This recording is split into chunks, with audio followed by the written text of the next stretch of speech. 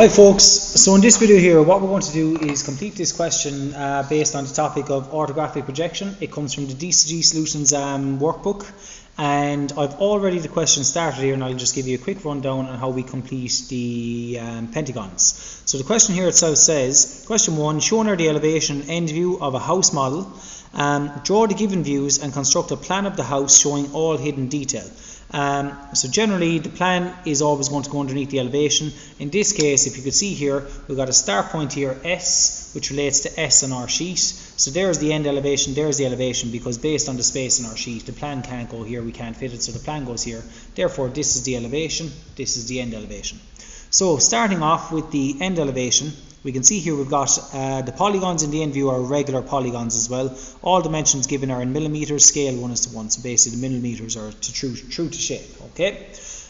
So we've got a base here for the large pentagon, which is 60 millimeters. Okay. So from S, measure 60 millimeters to the right. So from the start point S, you would measure 60 millimeters as far as here.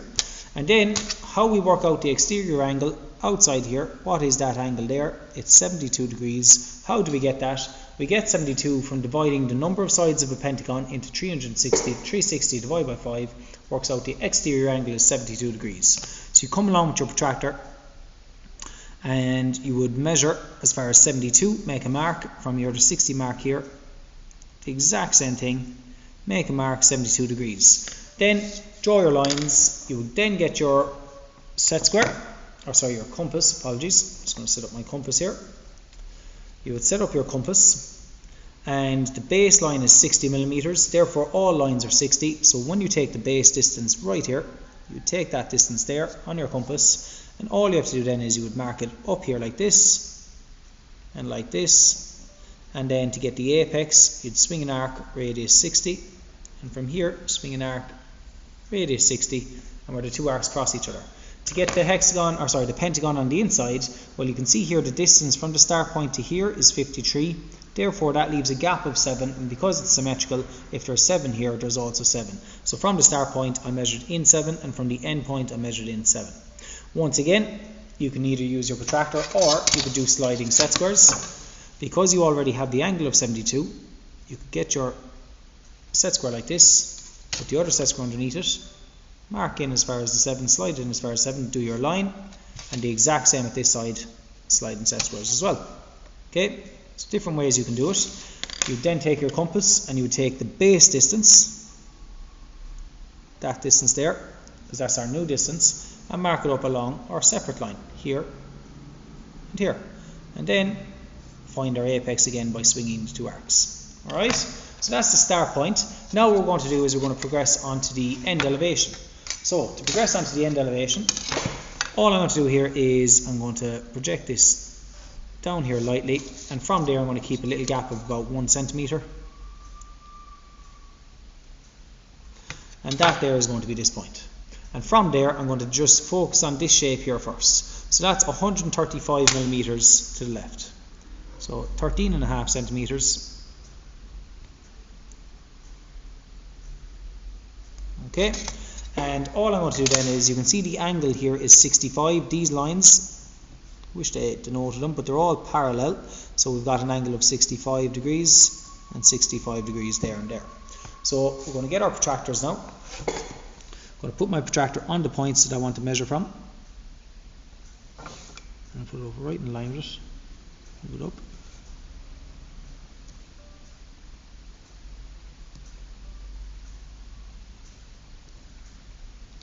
I'm going to mark 65 degrees, so 0, 10, 20, 30, 40, 50, 60. There's my 65 on this side, and I do the exact same on this side.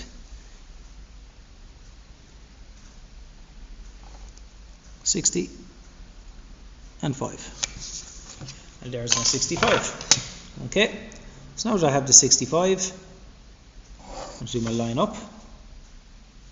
And from here, my line up. And all I'm going to do now is I'm going to transfer the heights across. So from the original hexagon, that's that line, and the apex line is there.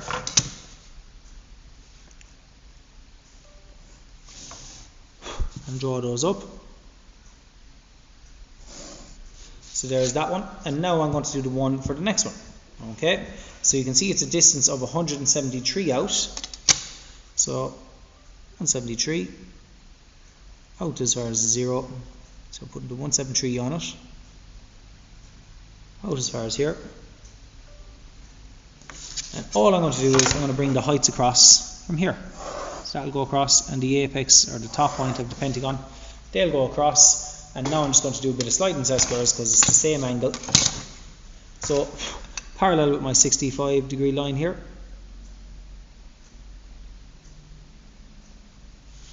Really easy to do that. And there we go. And now continue with the heavying in process.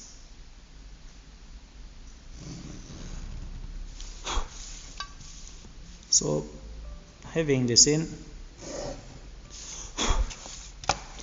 Okay, using my, just going to use my set squares, it's just as easy.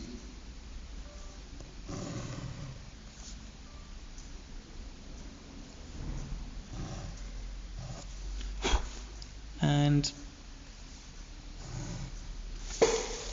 so there is my elevation, except I'm missing a little bit of information here. And now I have to find the middle of this guy. Okay, so it's 135 long, so how do I find the middle? I'm going to bisect it. So using my compass, I'm going to pick a distance greater than halfway. So swing an arc there. And because the line is horizontal, swing an arc there. Happy with that. Where the two arcs cross each other, I'll point right here. And that's my center line. Okay. Now, somewhere up along there, we've got a circle here, radius 23. So that means the diameter is 46. So I'm going to measure 46 up to the tip top. I'm going to mark up 23 from there down then. So 23, 46. That's my center point right there. And all we're going to do now is we're going to draw in our circle, radius 23. We'll do it nice and lightly to start off with. Heavy it in after. Okay, there's our circle. And you can see here we've got two tangents on the outside. Now the distance here is 57. Inside in class, I'm just going to make this 58 because I don't want to have to measure a half. Okay, so it says 57.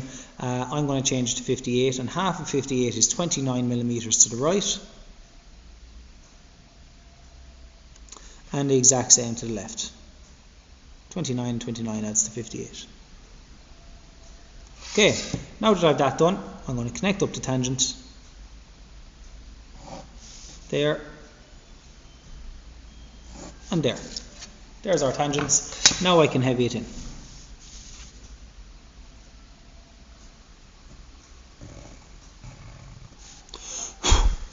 Now if I wanted to find the exact point of contact, easy way for me to do that is if I go perpendicular to my tangent, which is doing this, I got my set square like that, and I went like this, and I rotate the set square and through the center. That'll tell me where the perpendicular is. Okay, and it'll show me the exact point of contact. And because the object is symmetrical, it should be the same the opposite side. That would be my point of contact to the opposite side. You can see here we've got a line out here, and I assume that's where that comes from. Now I'm just going to get my compass, and as best I can,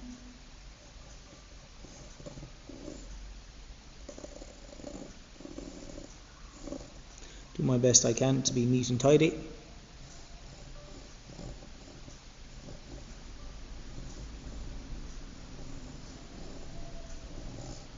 Okay, and there we have our shape.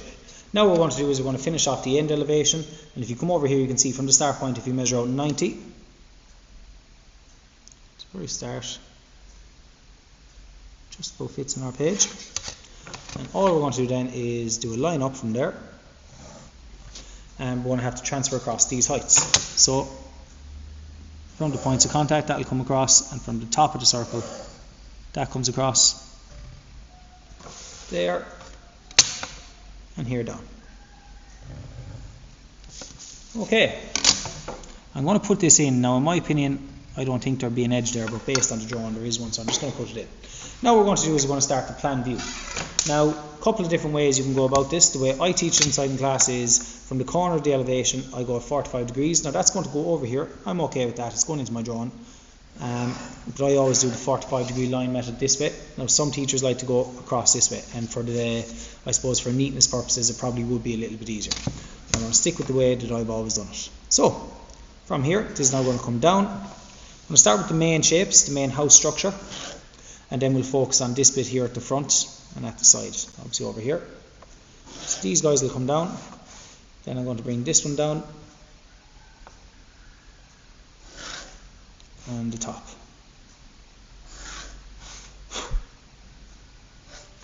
Okay, so there's my ones brought down. Then I'm going to have to bring this guy down. I have to bring this one down. And the same over here. This will come down and down and down. Okay, now what I'm going to focus on is building up the top and the main house structure first. Okay, so I'm going to focus on this face here. So if you see this point right here, well, that's in relation to this bottom edge here, which is these 2 points, the start point and this point. Okay, because they're both on the ground. So if I bring this down, I also have to bring this one down. And when they come down and hit the 45 degree line, well, they're hitting there and there. So there's a point, there's the other point. Now I want to find the same ones at the opposite side, so if I continue that across, I'll hit there and there.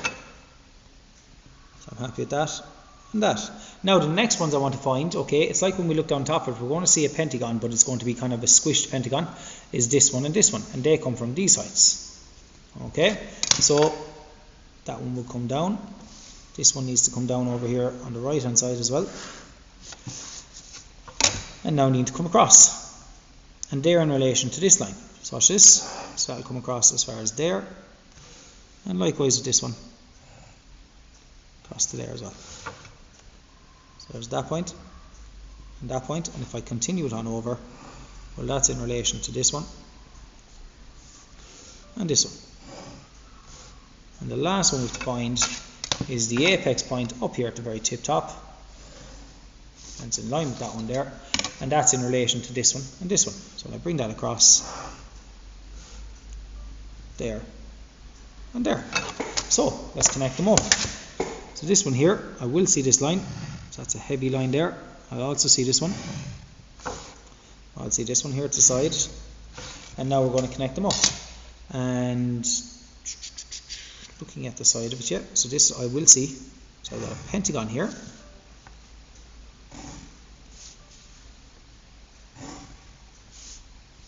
That's the side face.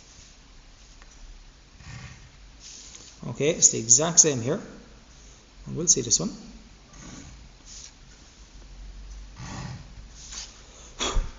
And we'll see this as well. And I'll see this. Now I may not see this edge. I'm leaving it lightly enough there for the moment, okay? So that's kind of our structure.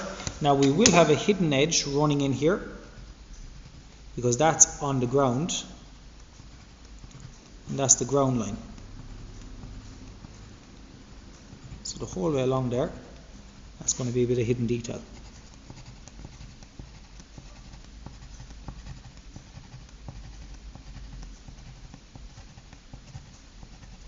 Okay, so there we have that. Now we're going to work onto this structure here, which is the smaller pentagon. Right. So to work onto that, same concept. The lines have been brought down. I've got the top point, which is the apex. I've got this point here, which is this point here, and this one. And then the bottom points, which is this one and this one. So I'm going to start with the bottom and work my way up. So starting with the bottom. So that'll come down and down. I'm going to hit my 45 degree line and now I'm going to transfer them across. And that's going to the bottom ones. So that's there and there. As I look down at it, I'm a bird in the sky looking down on top of it. Will I see this edge? Yes, I will. Now they connect up to this one. So where's that? That's here. So let's bring it down and the other one is here. Comes down, hits my 45 degree line. Now I'm going to transfer that across. That's going out as far as there and there. So let's just drawing the pentagon first as we see it. Okay, and then the next one is the one in the middle, which is coming down here and across, but I need to extend it over further until it hits right there.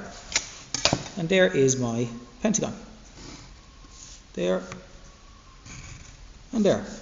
Okay, that's my pentagonal face. Now, what's important to note is those edges run in as far as the structure. So this bottom one runs in as far as here.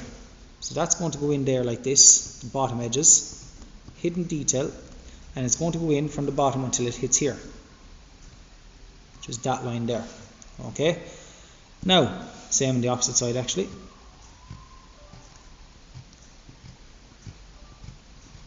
Okay, so there's my hidden detail. I'm also then going to have this edge here running in as far as that point where it hits the face. So that point there is really important. So that's now going to transfer down. And that's going to be that edge going in as far as there. Okay, I made a little error here. I have to go back over that with rubber. Exact same thing on this side.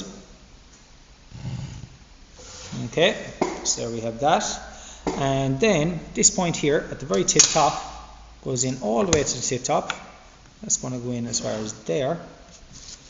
And what's helpful about that is, well, that connects to there. And it also connects down to here and here. Okay, I'm just going to grab a rubber there really quickly. So, just grab a rubber. And as I was saying, I'm going to rub out this little bit in here. So just that bit there and that bit. Just getting a little bit ahead of myself. Okay, so this edge here, because that face is covering over it now, as we look down on top of it, so that'll be in hidden detail,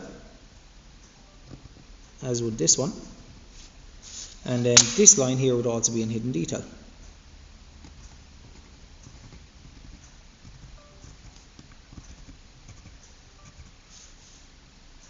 As far as there. And now what's important to note is there's an edge running up in here, which will be in hidden detail too. Okay, so that's where the pentagon hits the face.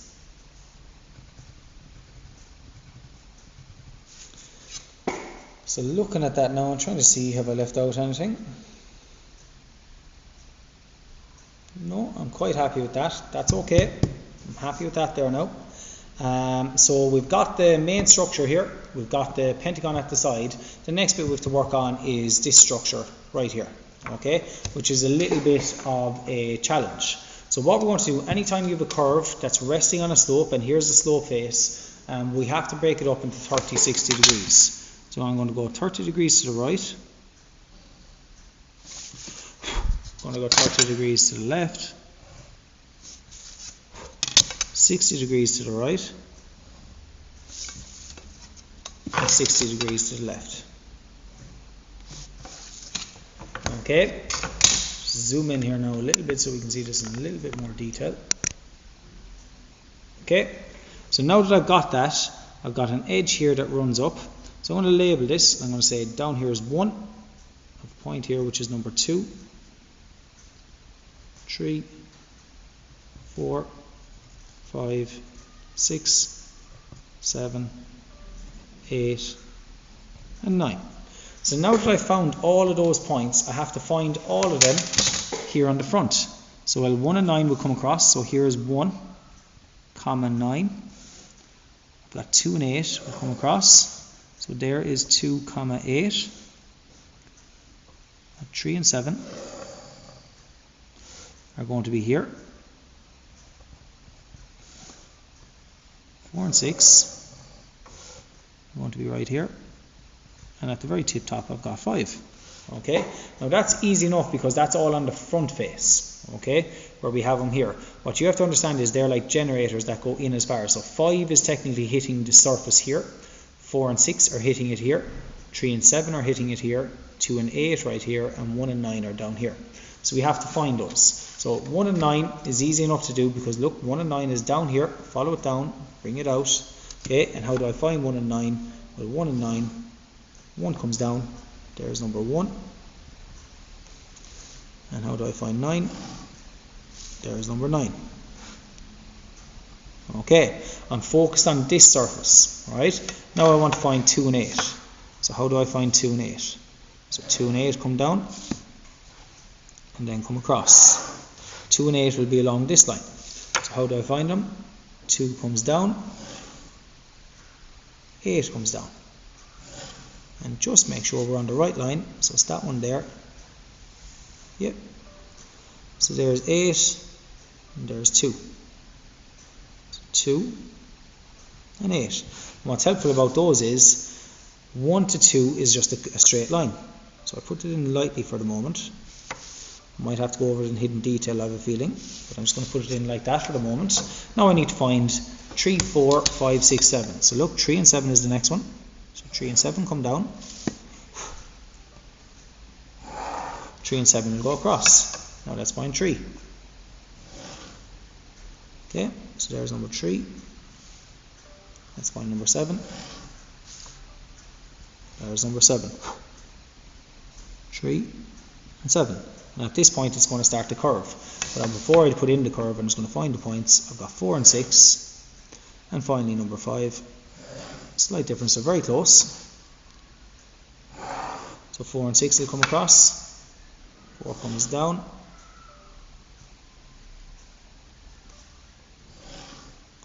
6 comes down. And finally number 5, at the very tip top. 5 will come down, and I had another one here. And this is where 5 comes across. Okay, and there's our points, 3, 4, 5, 6 and 7. So what do I do here? I sketch it in lightly. So 1 to 2 is fine, 2 to 3, 3 to 4, 4 to 5, 5 to 6, 6 to 7, 7 to 8. That's my curve when it hits the face, and then it comes out to the front. So it'll come out here from 1, it'll come straight out and out from 9, and then I have to bring 1 and 9 down as well. Where that hits the 45 degree line, that will come across. Okay, and I can heavy in that much. So we'll see here, 1 to 9. That's going to go heavy there. It's going to go heavy in as far as the 1, as far as here, and then hidden detail. And likewise here. Hidden detail. And then from 1 to 2, it's going to go in a straight line, but has hidden detail. Likewise from 8 to 9 in a straight line, but in hidden detail. And then I'm going to hidden detail in my curve. And yeah, there is an edge at the bottom of that.